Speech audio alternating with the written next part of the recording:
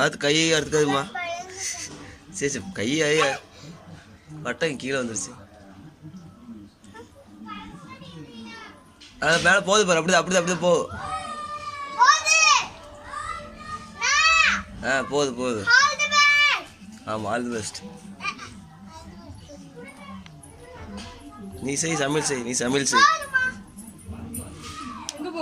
கொஞ்சம் மேலே வந்துச்சு, கீழே இறச்சி மேலே போச்சு.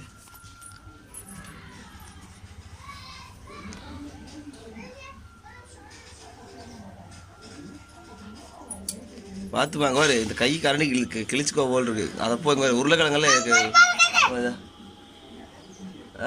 கம்பிக்கு